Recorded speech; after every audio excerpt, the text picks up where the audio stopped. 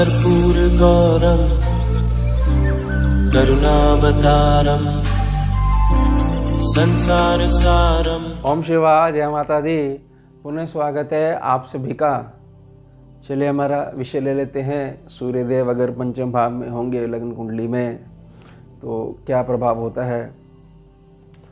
अब इसको मूल समझिएगा, ये केवल स्कैनिंग की गणना है और स्कैनिंग हर एक कुंडली के लिए अलग से काम करती है। तो जो कुंडलियाँ आई हैं उसमें जो समझाया गया है उसका एक एवरेज कैलकुलेशन आपको समझाई जा रही है। सूर्यदेव की जो मूल प्रकृति है वह मूल प्रकृति यही है कि सूर्यदेव जहाँ पर बैठते हैं उस स्थान को जलाते हैं और जहाँ पर देखते हैं वहाँ पर प्रकाश भेजते हैं। वह जो स्थान है वह अपने आप में कितना मजबूत है और सूर्यदेव में कितनी ताकत है, ये तो जब तक किसी भी जातक की निजी कुंडली को स्कैनिंग के पैनल पर नहीं डाला जाएगा तब तक नहीं समझा जा सकता। ऐसा भी हो सकता है कि वहाँ पर सूर्यदेव के बैठने से और पीछे राशि का प्रभाव हो, अन्य ग्रहों का प्रभाव हो, वह जो स्थान है बहुत ज़्यादा ठंडा बना हुआ है और वहाँ पर सूर्यदेव के बैठने से अब उतनी गर्माहट बन गई है कि जीवन जो है उसकी पॉसिबिलिटी आ गई है। और ऐसा भी हो सकता है कि वहाँ पर इस प्रकार के ग्रह बैठे हुए हैं या दृष्टिगोचर है या राशि का प्रभाव ऐसा है कि वो भाव में केवल और केवल जो है लड़ाई ही बनी रहती है। ये वो भाव पहले से ही बहुत ज़्यादा अग्नि तत्व से भरा हुआ है और सूर्यदेव वहाँ पर और बैठ गए हैं तो वहाँ पर जो है एक प्रकार से इतनी ज़्यादा ऊष्मा प्रकट हो रही है कि कुछ समझ में नहीं आ रहा है। अब सूर्यदेव जहाँ पर देख रहे हैं वहाँ पर अगर बिल्कुल अंधकार है तो वहाँ पर जैसे ही प्रकाश जाएगा तो वह भाव को बहुत ज़्यादा बल मिलेगा। लेकिन अंधकार ऐसा है कि इतनी दूर है और वहाँ तक प्रकाश पहुँचते पहुँचते बहुत लंबा समय लग जाता है। तो यह बात को समझिएगा कि लाभ तो होगा लेकिन उतना नहीं हो पाएगा। फिर स्कैनिंग में क्या करते हैं, स्कैनिंग में जो आपके एथरिक बॉडी में जो पॉइंट्स हैं, जो आपका जो प्राणमय कोश है उसमें जो चक्र हैं वो सारे के सारे प्लैनेट्स के पॉइंट्स होते हैं, उन पे फिल्टर लगाए जाते हैं। ये हर एक कुंडली पे इसलिए अलग से काम करा जाता है। उसकी रेंज को बढ़ाया जा सकता है या कम करा जा सकता है और साथ में जो स्कैनिंग के उपाय वो दिए जाते हैं और रेगुलर करवाए जाते हैं।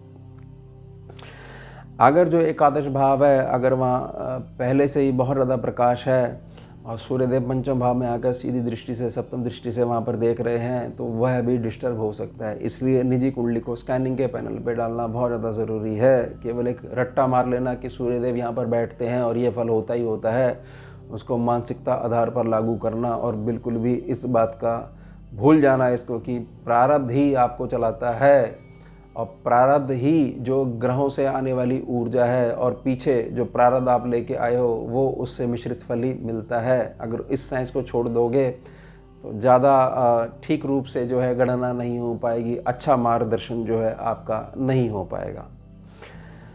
आप इस बात को समझिए कि मूल यहाँ पर स्कैनिंग में क्या निकल के आता है कि सूर्यदेव अगर पंचम भाव में बैठेंगे तो आप की संतान आपको चलाती है और संतान हमेशा जो आपके पितृ और पूर्वज हैं वो ही लौटकर आपकी संतान के रूप में आते हैं। अब ये होता कैसे है इस बात को समझिएगा और अगर ये आपके साथ होता है तो आपको क्या बातें ध्यान रखनी चाहिए, क्या उपाय करनी चाहिए। सबसे पहले तो समझिएगा कि सूर्यदेव अगर यहाँ पर बैठे हुए हैं तो ऐसा बहुत कम देखने को मिलेगा कि आपके वंश में आगे आपको पानी देने वाला कोई नहीं आएगा, यानी वंश वृद्धि रुक नहीं सकती है। अगर यहाँ पर सब कुछ ठीक चल रहा है, यानी कि सभी कुछ एक एक ग्रह की स्कैनिंग करी गई है पैनल से जोड़ के और भाव को समझा गया और उसके जो वर्तमान कर्म आप करते हुए आ रहे हो वह भी क्लियर करे गए हैं। ऐसा नहीं आपने आपसे बात करी गई अपने आप को बहुत ज़्यादा महान बता दिया और स्कैनिंग के पैनल में बिल्कुल ब्लैक एनर्जी निकल के आई, वह नहीं। जो असल में हो वो जब तक बदलोगे नहीं तो ये ग्रह भी आपकी ऊर्जा से ही प्रभावित होते हैं, यह भी नहीं बदलेंगे। आप आगे बढ़ोगे तभी कोई आपके पीछे चलेगा, तभी कारवां जुड़ पाएगा। अब यहाँ पर जब पंचम भाव से सूर्यदेव संबंधित हैं और सभी कुछ ठीक चल रहा है तो यहाँ पर अगर आपका विवाह हो चुका है और उसके पश्चात भी कुछ नहीं ऐसा हो पा रहा है जिसको आप बोलोगे कि अभी तक मेरे को लक्ष्य नहीं मिल पाया, मुझे क्लियर नहीं हो पाया कि जीवन में अभी मूल क्या मुझे खोजना है, किस ट्रैक पे चलना है, तो यह निश्चित लगा लीजिए जैसे ही आपकी संतान होगी उस दिन से आपका भाग्य बदलना शुरू हो जाएगा। और अगर आपकी संतान होती है तो बहुत ज़्यादा चांस है कि आपका पितृ और पूर्वज ही वापस लौट कर आया है।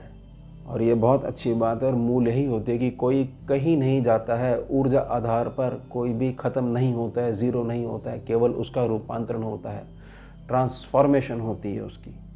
ध्यान रखिएगा इस बात का। अब यहाँ पर जब यह क्लियर हो जाएगा कि हाँ, जिस दिन से मेरी संतान ने जन्म लिया उस दिन से मैंने जीवन में पीछे मुड़ के नहीं देखा है, और यह बात अगर लागू होती है, वह तो स्कैनिंग पे डालने के बाद ही क्लियर होगा कि ये संतान है, ये आई कहाँ से है। आपके कुल में जो जन्म लिया इस आत्मा ने, इसका पिछली बर्थ साइकिल, क्योंकि पिछली बर्थ साइकिल पे स्कैनिंग काम करती है, तो मेरा अगर पूर्वज है और अगर ये निश्चित है कि मेरी संतान ही मेरा भाग्य बनाएगी और मेरा पूर्वज ही लौट कर आएगा, और अभी तो मेरी एक ऐसी आयु है कि मैं तो पढ़ रहा हूँ, बच्चा हूँ, और माँ बाप इस वीडियो को देख रहे हैं, तो हमें क्या करना चाहिए? हमें यह करना चाहिए कि यानी कि आपका पूर्वज ही संतान रूप में आएगा और भाग्य बदलेगा, यानी पूर्वज ही आपको चला रहा है या चलाएगा आगे आके।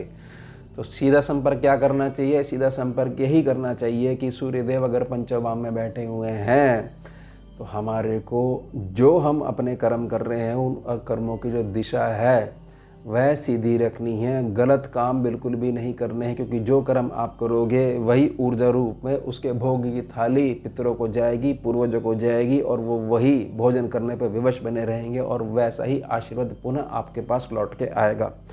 धर्म से चलोगे, सूर्य को समझते हुए धर्म से चलोगे तो लाभ स्थान पर बहुत ज़्यादा आपको लाभ मिलने लग जाएगा। सूर्य का प्रकाश कभी भी ख़त्म नहीं होगा, डिले नहीं होगी, रात नहीं हो पाएगी फिर आपके लाभ स्थान पर।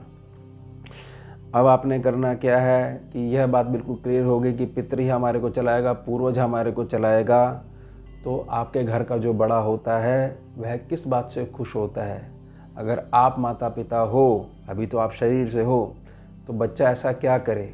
बच्चा केवल आपके कहने में चले, आपके जीवन के जो अनुभव आपने देखे हैं अपने जीवन में उनको समझे, आपकी आज्ञा में बना रहे, तो आपके आशीर्वाद से ही वह सूर्य से अधिक तेज अपने जीवन में पैदा कर सकता है।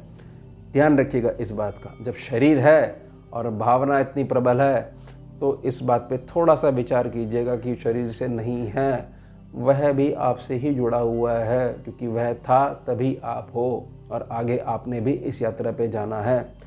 तो एक ऐसा नियम कि हम सब आपस में एक दूसरे से भावना आधार पर जुड़े रहते हैं और हम अच्छे काम करते हैं, अच्छी कमाई खाते हैं, कोई दूषित ऊर्जा हमारे परिवार में नहीं आती है, इसलिए हमारे यहाँ लाभ का जो सूर्य है वह कभी अस्त नहीं होता है।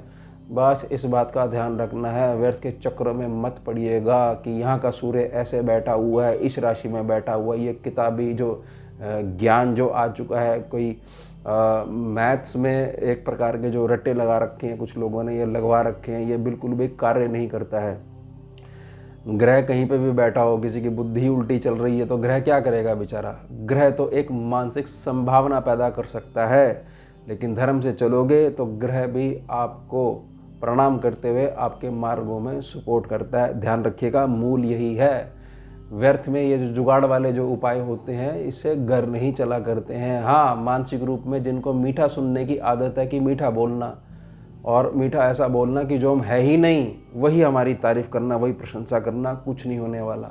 जो मीठा आपको बोल रहा है वो खुद भी गिरेगा और आप भी गिरोगे उसके पीछे पीछे और चल नहीं पाओगे। लेकिन जो धर्म से चलता है तो वहाँ पर जो एक प्रकार से जैसे मैंने प्रार्थना करी, विशेष तौर पर जो पंचम भाव के सूर्य हैं वो बहुत अच्छे से बने रहते हैं।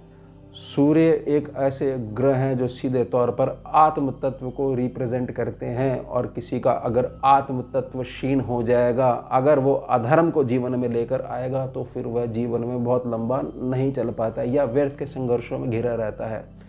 तो इसलिए स्वयं को पहचाननी है, और यह जो मूल समझाया जा रहा है सूर्यदेव का, यह मूल हमेशा ही बना रहेगा। अगर भाव में ताकत नहीं है तो भाव जल जाएगा।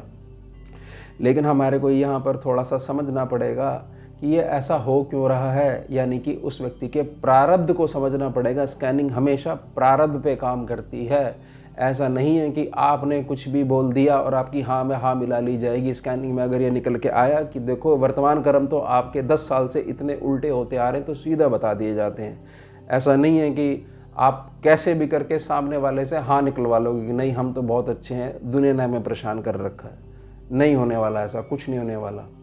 तो यह प्रार्थना रहेगी कि सभी के लिए प्रार्थना रहेगी कि जो व्यक्ति अपने पूर्वजों का, अपने कुल के देवी देवताओं का, अपने पितरों का बहुत ज़्यादा सम्मान करता है, अपने कुल की परंपराओं को हमेशा साथ में लेकर चलता है और बहुत ज़्यादा अगर पूजा पाठ नहीं भी करता है, यह ध्यान रखता है कि ईश्वर तो कण कण में विद्यमान है, मैं ठीक ढंग से अपना कार्य कर रहा हूँ, मैं सत्यता के मार्ग पे चल रहा हूँ, अपना धर्म निभा रहा हूँ, तो कोई ग्रह आपको परेशान नहीं करता है, क्योंकि इसी कारण से अच्छे प्रारब्ध के साथ आप आए हो और यह अब आप अपने लिए आगे के लिए जोड़ रहे हो और इसका जो फल है वह फल आपकी आने वाली पीढ़ियाँ भी भोगेंगी। तो विशेष तौर पर यहाँ पर यही मूल बना रहेगा कि संतान के भाग्य से चला जाता है, यह भी एक एवरेज कैलकुलेशन है और संतान हमेशा जो आपका पूर्वज और आपका पितर है वही लौट कर आता है। ध्यान रखिएगा इस बात का।